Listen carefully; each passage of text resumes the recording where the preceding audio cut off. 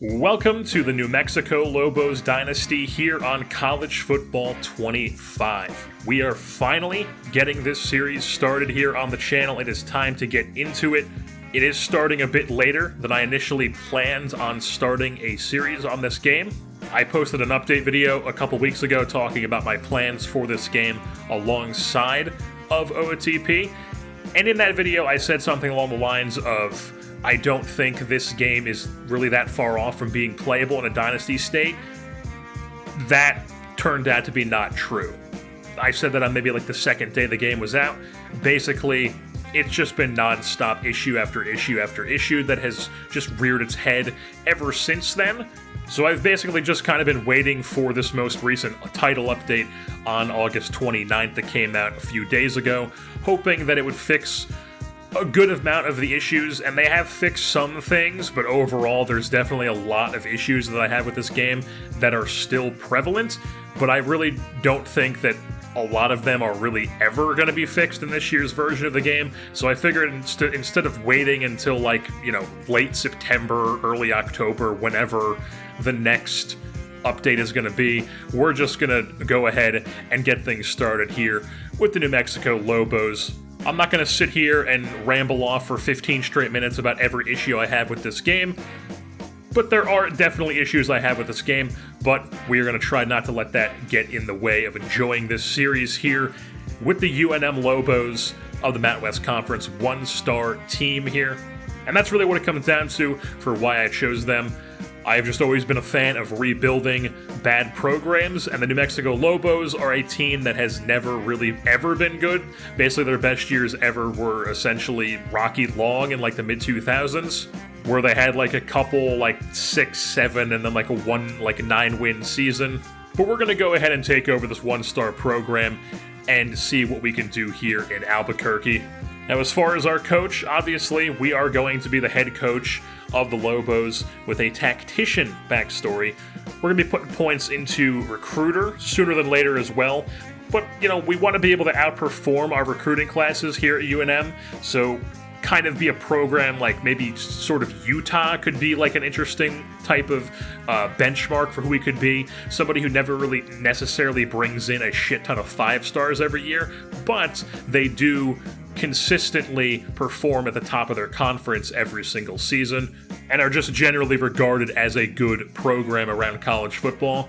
I should also mention that I am just a sim player in general. I do not exploit the CPU. I'm not just calling the same 2-3 money plays every time that when I'm calling plays. I'm not trying to exploit any sort of issues in the recruiting and just get a bunch of 5 stars to our program immediately. We're not trying to speed run our way to a national championship here in Season 2 with the Lobos. We're trying to rebuild this program on at least semi-realistic pace or semi-realistic way, because there's no chance the New Mexico Lobos are ever going to be a national championship contender, but it's a video game at the end of the day. But I also don't want it to be a video game in the way where it's so incredibly easy to just hop in and just get a 5-star loaded class your first season. We're not trying to do that.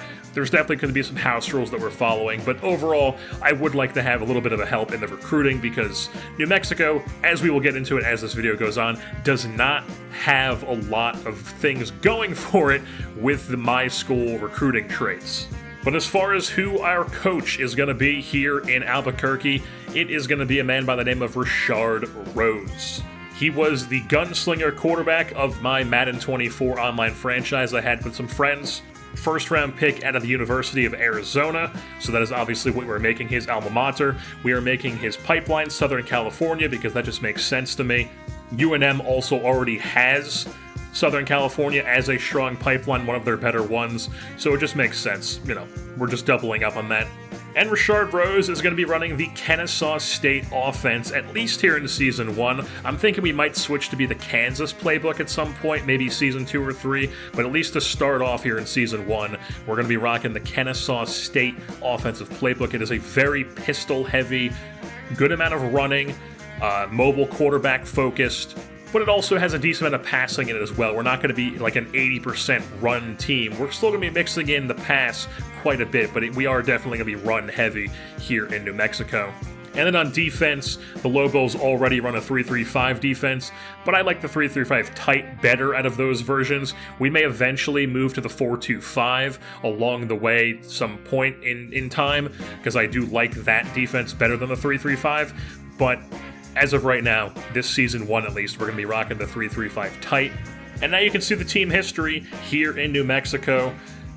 I mean, the Lobos are just bad. They have not been great historically. Not a lot of winning seasons to go around. 5 of them in this year-by-year thing you're going to see here since the year 2004. So 2 of them were 9-win seasons. Most of them were like 6 or 7-win seasons, just kind of barely above 500. 5 winning seasons in that entire time period. And just as something to get out of the way, we are not playing with human coach firing on. We are here to stay at New Mexico. We're not trying to build our way up to a better program eventually as a head coach. Rashard Rose is the forever head coach here at New Mexico. It's just not how I enjoy to play the game. I don't want to deal with being fired after 3 seasons or anything like that. We're just here to play as New Mexico and build up the program as we see fit. And as far as what Rashard Rose's coach tree is going to look like, as we know, he is starting out with a tactician backstory. That allows you to get extra coach XP for wins, which is obviously a big boost to getting some of that coins that you need to even upgrade stuff. And then you also get different ratings boost for different positions as you see them scrolling by here. Some of the better ones, once you get into the scheme guru, but you need to win 10 top 25 games and spend 50 in tactician to even unlock those anyways. So that's a bit down the line here. And like I mentioned, we are going to be putting a good amount of our points into recruiter as well. That's self-explanatory. We could use any help we can get as a 1-star program on the recruiting pipeline, on the recruiting trail. And then speaking of pipelines, Program Builder is something that I would like to get into eventually someday, but that is obviously very, very far down the line. And we're going to be spending our first 5 points here on the mobile quarterback ratings boost, which gives us a throw on the run and a change of direction boost. And that's going to pair well with our offensive coordinator, who has boosts in those things as well. So it doubles up on that. And then it also has all of his boosts as an offensive coordinator as well. He is a scheme guru with a motivator secondary unlock. Good amount of unlocks in both of those. And then our defensive coordinator, also our offensive coordinator, Frank Johnson is his name. Defensive coordinator, Freddie Massey, is a master motivator, and then a tactician secondary also has a good amount of unlocks, obviously most of them being in motivator. Not exactly my favorite tree to be under, but we'll take what we can get here. We'll see if either of these guys are still around in Season 1. I definitely like the OC way more than the DC, so we'll have to see what happens here after Season 1. And now it is time to meet the New Mexico Lobos roster here for Season 1. As you can see, we only have 4 players on the entire roster that are rated 80 overall or above. Senior impact running back Andrew Henry, junior running back Eli Sanders, junior guard Isaiah Silliman, and junior free safety Tavion Combs. You'll also notice that a lot of our better players are seniors. Good amount of new starters going to be next season for us. We just have a lot of departing talent after this first season, and we're going to have to replace a lot of guys through either the transfer portal or the high school recruiting.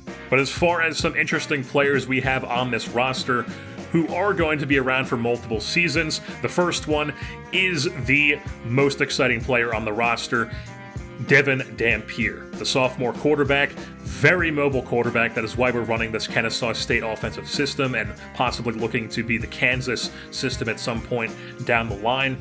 He has impact development, which is absolutely huge. He is going to be just an absolute stud by the time he leaves here in New Mexico in 3 seasons.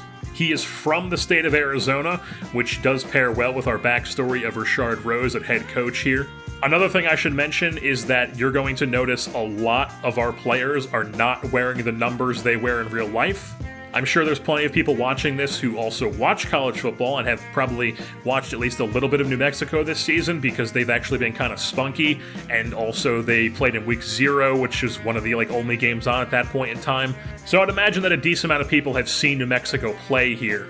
And they probably realize that Devin Dampier wears number 4 in real life. He does not in this game, and of course there is no way for me to change that, so we're just going to have to deal with him wearing 13. But as far as Dampier's ratings, he just has some really good ratings, some really good physical traits. He has the Magician, the Mobile Resistance, the Option King, the Extender. He's only got 87 arm strength, but that is not his bread and butter. He's not a guy who's going to be pushing the ball downfield a lot. His game is using his legs. He's got 87 elusiveness with the category, with 87 agility, 86 break sack, 86 change of direction, 85 juke, and 75 break tackle, 85 speed, and 90 acceleration to go along with that as well. Really solid 87 throw on the run, 85 short accuracy, and then he has low 80s even in the middle and deep as well. Just really not good under pressure at the moment as the sophomore he is right now. 67 rating with that throw under pressure rating. Now moving on to the junior running back Eli Sanders. He is a transfer from Iowa State. He spent the last 2 seasons with the Cyclones, but now he is on the Lobos. He also has impact development, pairs very well with the other halfback in Andrew Henry. He is very fast, Sanders. He has 92 agility, 93 change of direction, 93 speed, and 92 acceleration. He's the fastest back on the roster. He is absolutely somebody who's going to be getting a lot of carries for us over the next 2 seasons. And then he also has the shifty physical trait as well, which means he has some wiggle to his game, so he's not just a straight line runner. Isaiah Silliman is the best guard, the best offensive lineman overall on the roster, the junior right guard. He only has normal dev, but he has 86 run block and 86 pass block. Very well-balanced lineman. He's an extremely key piece to have on that offensive line. Christian Ellis is listed as a freshman redshirt in-game. In real life, he is just straight up a junior. He has played 7 games in his freshman season in 2022. 12 games last year as a sophomore, started 11 of them, so obviously couldn't have redshirted either of those years. He is a real junior on the roster. However, I can't change that. At least I'm pretty sure I can't. I don't know why you'd be able to change that, but you can't change numbers. And then on top of that, he is another player who is wearing the wrong number. He is number 8 in real life. He is wearing 22 for us. He is also only a normal dev, but, he is one of our better players on defense, and then safeties are obviously a big position to have in college football. DBs in general. It's a lot of spread offenses, a lot of run and shoot that you're going to have to deal with. So it's a lot of, having big safeties who can tackle and cover that you want on your team, especially if you're going to be running the 3-3-5, even the 4-2-5. You're going to want a lot of solid safeties in your program. And somebody like Christian Ellis is a good player to have. Really good tackler as well. Can play in the box. 85 pursuit, 72 tackle, 86 hit power. He can lay the lumber. And then we also have another redshirt freshman safety, Derek Moore, on our roster. He is another player who is listed as just a regular sophomore in real life, but for us, he is a freshman redshirt.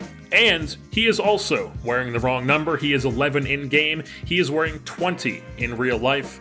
He can tackle decently well as just like Ellis, but he is definitely more of a coverage guy. But it's kind of odd because he's more of a coverage guy, and he's way slower than Ellis.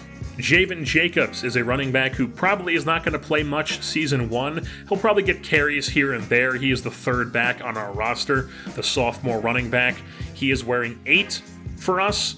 He is wearing 21 in real life. Another guy who is, wearing the wrong number. Transfer from Arizona State. He's actually played high school football with our quarterback, Devin Dampier, so you have the connection there. They were in the backfield together in high school, and now they're going to be here together at New Mexico. He's also only a normal dev, but he's definitely going to be a key piece for us, especially once Henry leaves after this season. And I would imagine our number 1-2 running backs next year are going to be Sanders and Jacobs. As far as the wide receiver room goes here in Albuquerque, 3 of our top 4 guys are seniors, so obviously going to be a lot of turnover there next season. Junior Caleb Medford is going to be here for at least a couple years. But then Caden Pope is the most interesting underclassman we have here. The sophomore wide receiver, originally from Mississippi State. The thing about him, though, I literally could not find him on New Mexico's roster. I don't know what happened. He's only a sophomore, so if he transferred somewhere, I could not find any information about that. If he got kicked off the team, I could not find any information about that. I can't imagine there's a lot of beat reporters covering the New Mexico Lobos football team, so it's not exactly like information on this team is very easily findable. So if he's not on the roster anymore in real life, oh well for us, but we have him on the roster, and he is definitely a very interesting player. Impact development for the sophomore receiver, so he's somebody who's definitely going to play a decent amount this season. I could see him mixing in the slot quite a bit, and then also probably going to return kicks and punts for us as well.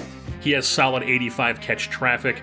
Can't really run routes or separate quite yet, so definitely going to need some of that impact development to help us out in that category. But he does have some decent speed, especially for a group of 5 receiver with 92 speed, 90 plus agility and acceleration as well to go with it. And then the last player we are going to highlight here is an edge rusher in Moso Tuitele. He is a sophomore edge, transfer from Cal Berkeley. Impact development on him as well. We already have an impact senior defensive end in front of him on the right side where he is listed, and then we also have a guy who is better than him on the left side as well. So it just makes sense for us to redshirt him this season. So Moso is not going to be playing for us at all this year, but with that impact development, and then obviously where he is he's the number 2 on the roster right now at right end, he's going to be a big part of our team next season. 80 finesse moves currently as it stands right now. We will see how much that improves over the offseason heading into season 2. And then if we take a look at some of the preseason projection type stuff, we only have one player on any preseason list, and that is Sayer Riley. He is a senior outside linebacker, second team Mountain West Conference. Now, he is a senior in this game, but as far as I know, in real life, he has graduated and he is no longer on the team. He was on last year's team. I found the guy's Twitter. He's tweeting like he's not a college football player anymore. So I don't know how this guy got in the game, but he is indeed in the game on the preseason Mountain West Conference watch list for us. And then as far as what we are projected to finish in the conference, that is second to last. The San Diego State Aztecs are the only team projected to be lower than us.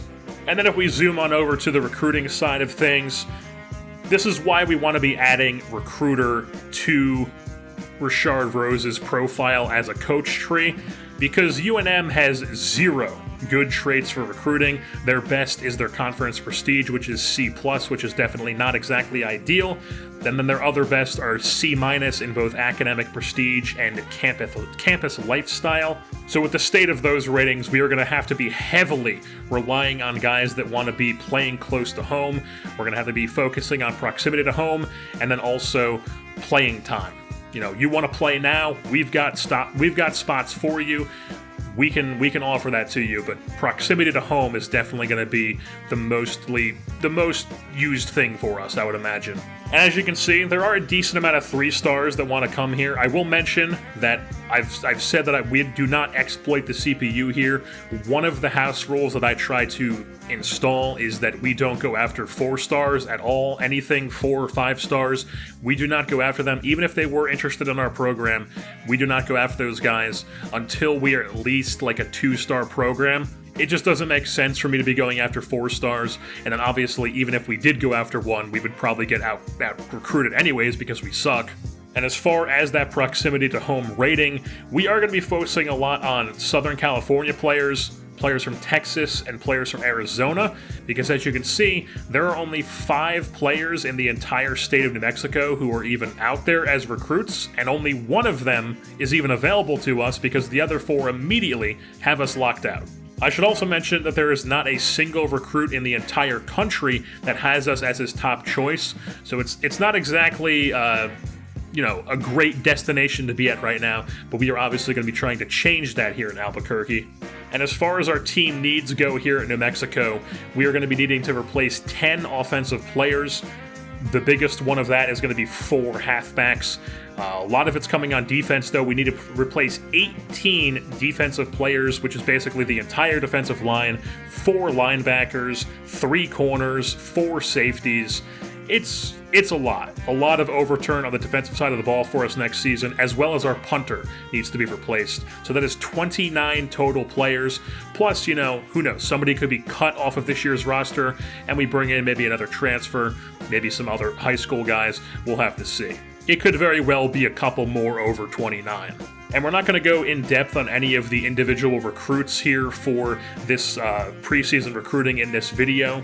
We're going to highlight more of the recruits as we progress throughout the season.